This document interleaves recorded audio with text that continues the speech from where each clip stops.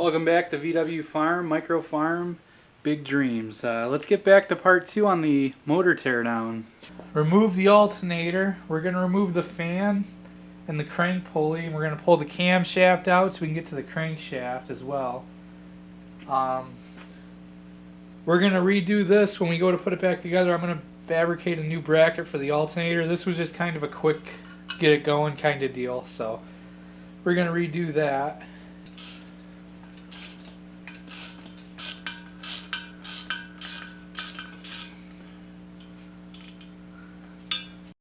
Okay, so the book says we need to remove this crank bearing, crank nut, washer, and pulley. So I heated it up because it was just stuck on there. I put a belt with vice grips around it to hold the pulley. I got it loose, so we're going to pull that off. I also hit it with some liquid wrench silicone spray. I like this stuff. I believe in this stuff. Okay, I'm just using a Jaw Pulley Puller. I use these in the HVAC field all the time. And know your limits. You know, if it's not going to come off easy, don't force it. There's tools designed for this. This is just a puller I had, so that's why I'm using this particular puller. These two bolt holes here, there's a special pulley puller that I'm sure you can get. You screw in two bolts, and there's usually a piece of plate with a threaded piece that will go into the crank here, and it'll back the pulley out. I'm just using what I have on hand, so I'm sure there's specially designed tools for this. Okay, next thing the book wants us to do is to remove this governor assembly, so we're going to do that. Right here's the throttle linkage to the carburetor. This right here is the governor, and this is where the governor linkage, and this is where the throttle linkage hooks up to. A good story I have is my grandfather had a 1950 Ford Coupe, and he did something to the motor, and he told his father that he was gonna just order out of the Sears catalog a new motor. And his father was a mechanic and said, "No, you're not. You're going to fix the one you got." So his father made him fix the motor. Now, I don't know exactly what was wrong with it, if he threw a rod or if he blew the rings out. But in the Sears catalog, you could order a block. All you had to do was put your heads and manifolds on. And the rest of it was there. The crank, the oil pan, all that. So his father made him rebuild his original motor, and after it was all said and done, his father asked my grandfather, "So what'd you learn from this?" And he goes, "Well, I learned that I could have just bought a brand new motor cheaper than I could have rebuilt the thing." And the moral of that story is that maybe you should have just taken care of the motor to begin with, and you wouldn't have had this issue. And I'm not saying that the previous owners of this particular motor didn't take care of it. I mean, it's, 70 years old. It's from 1947, I believe. And, it's got plenty of use out of it. And if I can get that much use out of this particular engine again on my tractor, I'll be ecstatic. So, it's just a fun story. You should really talk to your grandfathers or your fathers and just listen to their stories. They have all sorts of stories, and they're just fun to listen to, and it's just incredible, really. Okay, we got the governor housing loose, so let's pull that off if we can.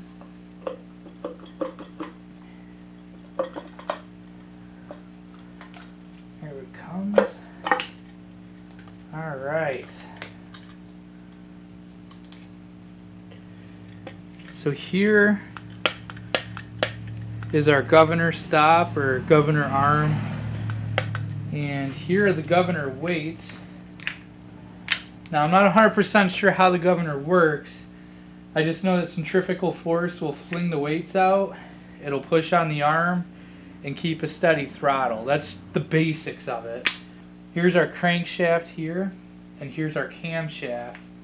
And to remove the camshaft, we need to remove the valve cover and remove the valves. In order to do that, we're going to take the distributor out, take the carburetor off, take the manifold off, and we'll remove the valves next. So let me set this aside. Alright, so let's get the carb off. Now I tried removing the exhaust and intake manifold once before.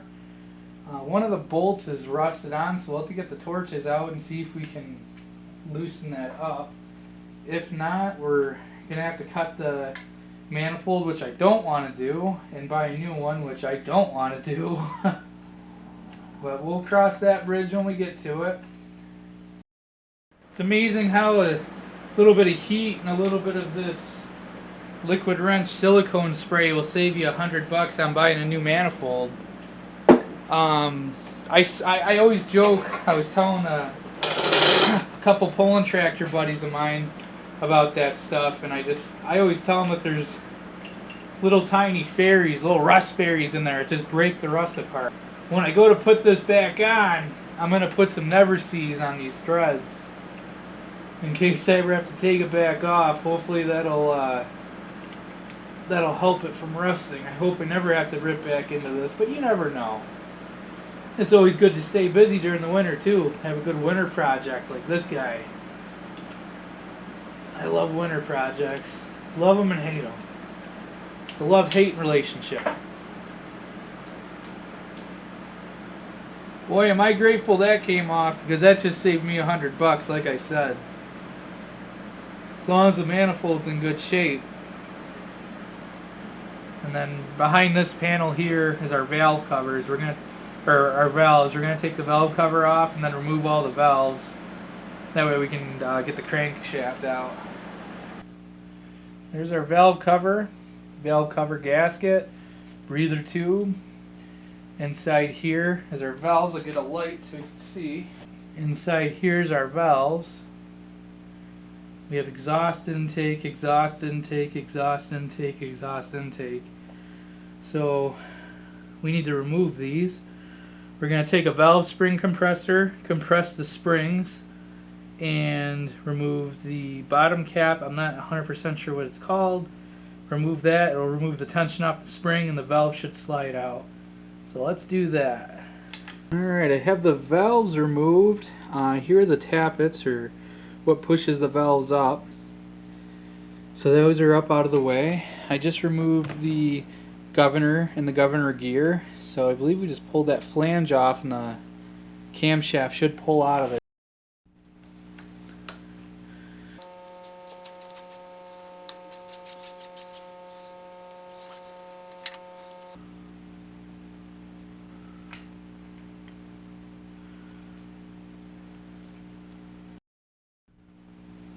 Okay, so I removed the two bolts off this thrust plate according to the manual.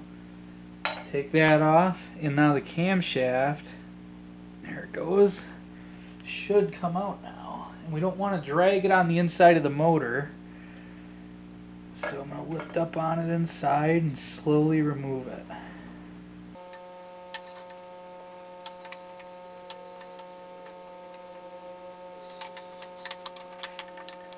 Okay, got the camshaft out. We're going to clean it up. Just go over the components. This is where the governor assembly attaches to, and there's a keyway for the gear, so you can line up the timing marks on the crankshaft and the camshaft. And these lobes here, see how there's a little bump on it? There's a bump on that one, then it smooths out. This is what pushes the valves up. So as this spins, you push your intake valve up to bring the gas and air mixture in. Then you go through your combustion stroke, and then you have this lobe open the exhaust valve, which will then exhaust out. This here is our timing, this here is our governor gear, the distributor gear. So the distributor connects to this, so as the camshaft moves, it'll spin the distributor and fire accordingly. So what you do is you set the timing marks on the crankshaft and the camshaft, and then you dial it in by turning the distributor with a timing gun. We'll get to that in a later video. So that's basically what the camshaft does. So I know it's going to be hard to see, but here are our valves where they sit, and let's see if I can line it up. There, that kind of shows you there's a lot of black carbon buildup in each of these. That indicates that it wasn't burning 100% correctly. A lot of crud buildup. We're gonna have to clean all that out. Alright, to get to this part, I had to take it off the engine stand, and I figured I'd lower it down so in case anything were to happen, we only have a few inches to the floor, so hopefully no damage. So this looks to be the oil pump, and this looks to be something to do with the crankshaft housing or something maybe. So we're just going to try taking this off, and then we're going to remove the oil pump and inspect that. So, okay, finally got that loose. So I'm going to just hang on to the crankshaft in case it decides it wants to come with it.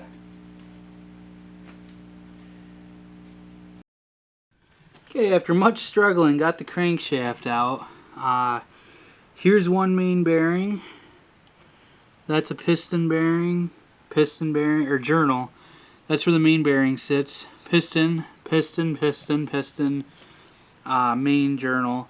And this is our crank bearing and our crank nut, or for hand start. So with that out, let's get the oil pump apart and then see what parts we need and get the pistons out and go from there. Alright, a lot of carbon buildup on the piston head, which is fine. We'll clean that up. You can see there's some wear on the bearing here. They all pretty much look like that, so definitely some wear on the bearings. We'll get new bearings for them, new rings. Let's get that oil pump off.